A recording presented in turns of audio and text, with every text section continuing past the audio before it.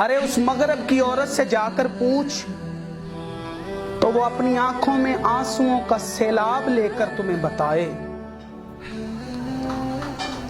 कि मेरे हकूक का नाम लेकर किस तरह मुझे टिश्यू पेपर बनाया जा रहा है।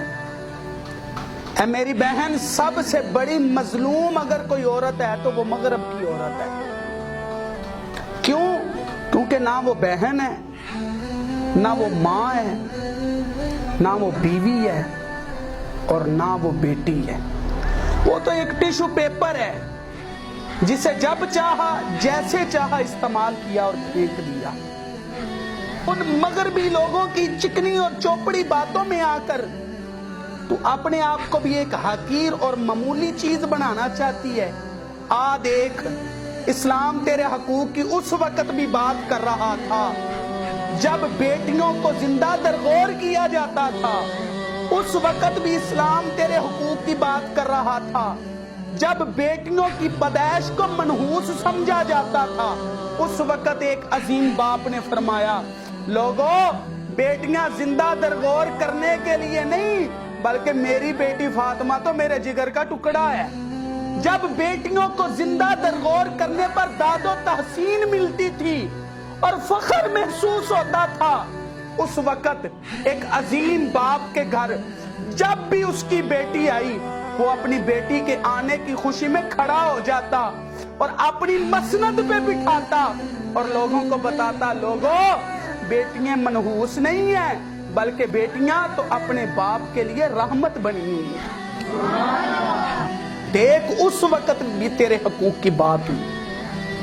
आज तू इस्लाम के मुखालिफ प्ले कार्ड लेकर नारे लगा रही है कि लेके रहेंगे हम नाचने की आजादी, लेके रहेंगे हम गाने की आजादी। अरे बदबख्त, नाचने की आजादी तो मर्द को भी नहीं है। अरे बदबख्त, गाने की आजादी तो मर्द को भी नहीं है। तू कैसे मांग रही है?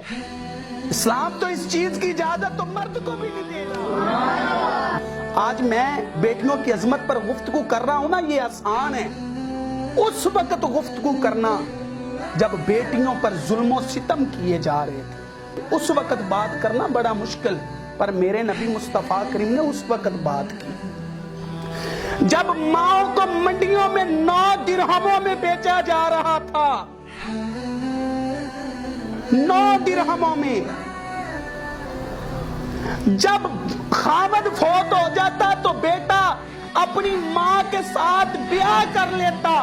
उस वक्त मेरे मुस्तफा करीम ने इरशाद फरमाया, लोगों, माए मंडियों में बेचने के लिए नहीं, मां तो वो है जिसके कदमों तले अल्लाह ने जन्नत रखी हुई है। हर रूप में औरत को इज्जत मिली है तो इस्लाम ने दी है। आज भी अगर औरत अपनी इज्जत चाहती है, वकार चाहती है, तो उसको वकार और इज्जत मिलेगी तो वो भी इस्लाम से मिलेगी। आज यूरोप मुमालिक में सबसे ज्यादा इस्लाम कबूल करने वाली खवातीन है, क्योंकि वो समझ चुकी हैं इज्जत दे ही इस्लाम रहा है, इज्जत दे ही इस्लाम रहा है। और जिस आजादी की तू बात कर रही है, मैं हैरान हूं, मैं परेशान हूं। हकूक की बात की गई पर जो प्ले कार्ड पकड़े हुए उसमें एक हकूक भी नहीं लिखा हुआ। तो अगर ये बात करती ना कि मेरा बाप अब मुझे अपनी विरासत से हिस्सा नहीं देता, ये तेरा हक था, इसका मुतालबा तुझे करना चाहिए था, पर तूने ये नहीं मुतालबा किया। अगर तू ये मुतालबा करती कि मुझे मेरे खामद की जायदाद से हिस्सा नहीं मिल रहा, मेरा हक नहीं मिल रहा, तो ये तेरा हक था, इस पर एहतजाज करती तो ठीक था, पर तूने ये एहतजाज नहीं किया।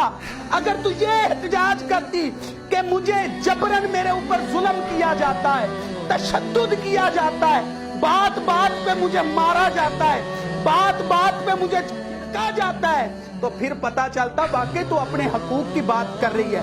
पर 8 मार्च को तूने हकूक की बात नहीं की, तूने अपनी नफसानी ख्वाहिशात की बात की है। इस वीडियो को शेयर जरूर करें, हो सकता है आपके एक शेयर से ये बात किसी के दिल में उतर जाए।